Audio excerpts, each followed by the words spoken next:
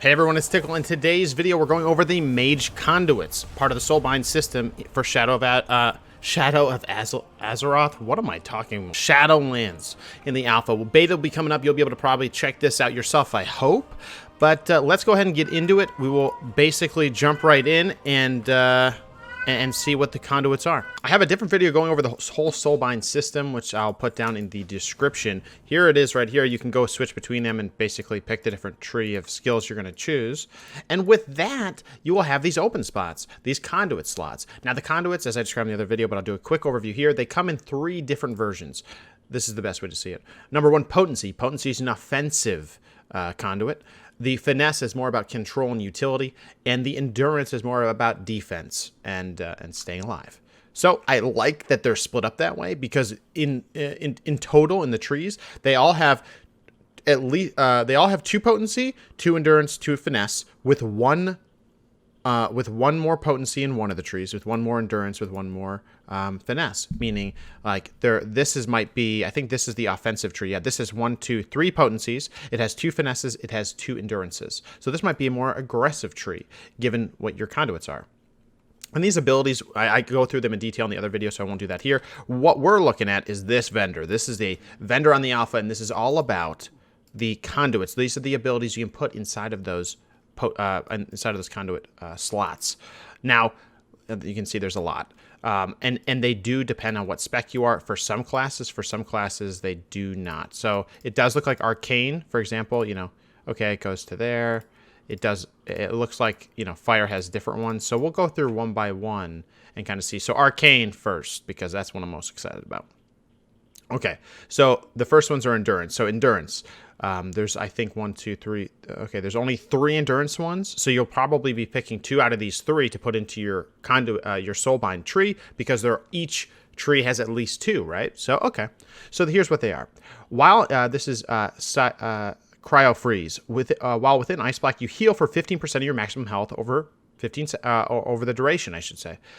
That's Endurance. That's actually pretty nice. Not game-breaking, but it augments your existing gameplay. That's what I'll keep saying, because that's how I believe they're trying to make the system, and I think that's the right way. Endurance. This is Diverted Energy. Your barriers heal you for 20% of the damage absorbed. That's very nice. Okay. Lastly, this is Tempest Barrier. Gain a shield that absorbs 5% of your maximum health for 15 seconds after you blink. Interesting. We'll grab one of each. Blink, and if you think about it, if I have 2 shimmers, that's going to mean that I can have 10% health absorption. Interesting. Okay. Okay. All right, let's move on. Okay, Winter's Protection doesn't look like this is anything, okay? We're into Finesse now. Remember, the more control-oriented stuff. So it looks like there are 4 of those. These two. For Arcane specifically. Reduce the cooldown of Blink by 1 second. Oh, that's really nice, actually. Invisibility increases your movement speed by 20% for 6 seconds. Again, not game-breaking, but kind of cool. Successfully interrupting an enemy with Counterspell reduces its cooldown by 1 second, okay? Now, these are things, listen, these are nice utility things. They don't break the game. They're not a minor you have to monitor to optimize your DPS. These are things that I guess technically in Arena you have to be thinking about them, because like your cooldown tracker will be a little off if you're tracking their cooldown on Counterspell, for example. But 1 second isn't that huge, but it is big. It can make a difference. Now to Potency. Potency has 1, 2, 3... 4, 5, I've been noticing Potency has more than the other ones, so let's keep going through. Arcane Missiles reduce the cooldown of Arcane Power by 0.1 seconds. It's kind of nice, because you're going to be Arcane Missiling a lot. You're an Arcane Mage. Come on. Touch of Magie accumulates an additional 5% of the damage you deal. Okay, that's an ability where you put it on the target, you do damage into it, and then it explodes, right, based on the damage you do. So that's kind of nice. Increasing one of your main abilities, especially if it's an AoE ability. Consuming Clear Casting increases the damage of your next 2 Arcane Blasts by 1. Wait, by 1 second. What does that mean? Consuming Clear Casting increases the damage of your next... That doesn't actually make sense. I'll report a bug on that, don't worry. All right, next, your Arcane Barrage has a 10% chance to grant 2 Arcane Charges. Okay, again... Each time a Mirror of Torment is consumed, your spell power is increased by 10% for 10 seconds, stacking 3 times. Mirror of Torment. Okay. Okay. Okay. This is Mirror of Torment is the Covenant ability. And what I've seen on, especially on Warrior, I reviewed Warrior in the other video as well, that some of the conduits focus on the Covenant ability, which I actually like. That's pretty cool. It does make me a little concerned that the conduits are Covenant specific. I'm not really clear on that, if they are, they aren't, or how they're going to be obtained. Like if there's going to be Venthyr Covenants on the Venthyr Island, there's going to be Ardenweld Covenant, sorry, not Covenants, Conduits on that island for the World Quest. Unclear, might work that way. But anyway, let's go ahead and move to Fire. Well, let's see what we got here.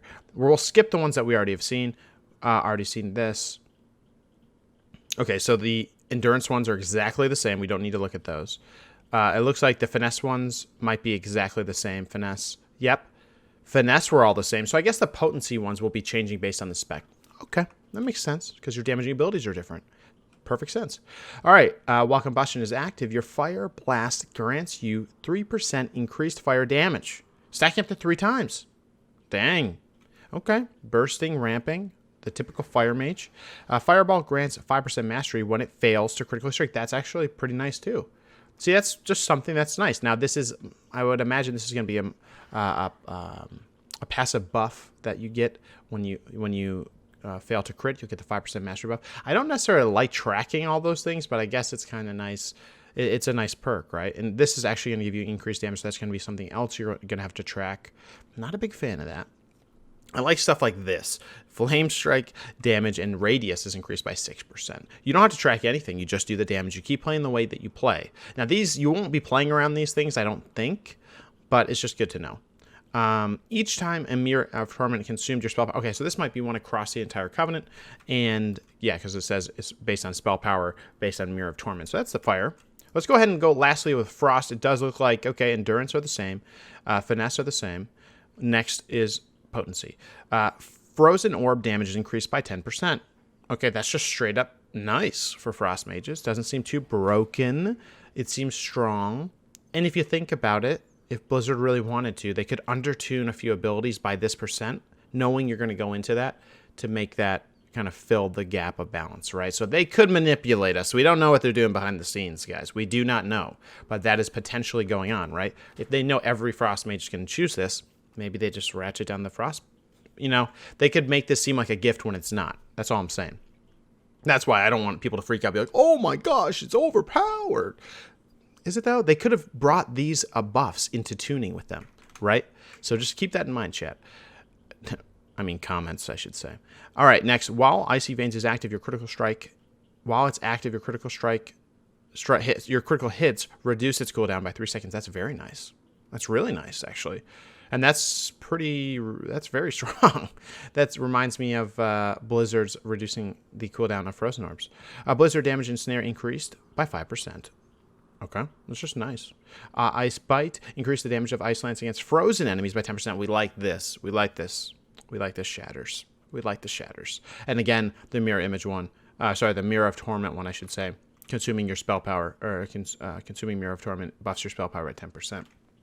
Now, I have not seen anything in here that seems outrageous. The Fire Mage one probably to me was the most like you're going to have a passive going up. You know, you're going to have a passive of increased damage, fire damage. You're going to have a passive of mastery that you're going to have to be monitoring. But otherwise, it's not too big of a deal.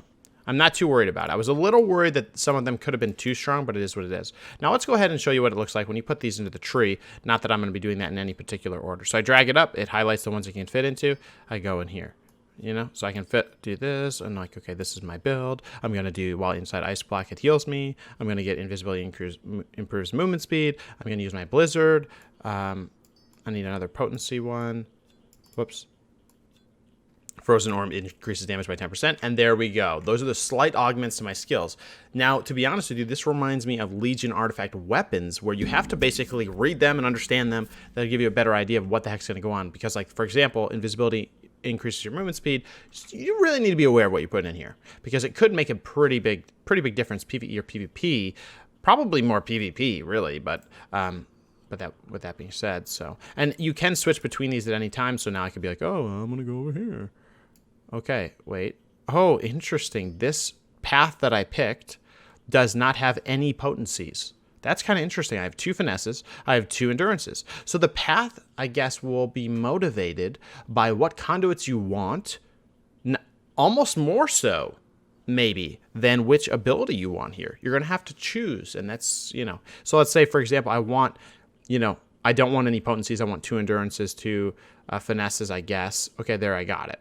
If I wanted to instead, you know, let's say I wanted, okay, well, I want an endurance. And do I want a finesse, an endurance, or a potency? Let's say I want more damage, potency. Okay, well, I get another potency. Do I want a finesse? It could be more, that decisioning could be more than which of these abilities there are, right? You might have to weigh the pros and cons there because some of these are pretty good, are pretty decent. So just keep that in mind. But with that being said, everybody, that was it for the Mage. I just wanted to show you guys the conduits in case you haven't checked it out yet, or in case they haven't been posted anywhere. I'm sure they have.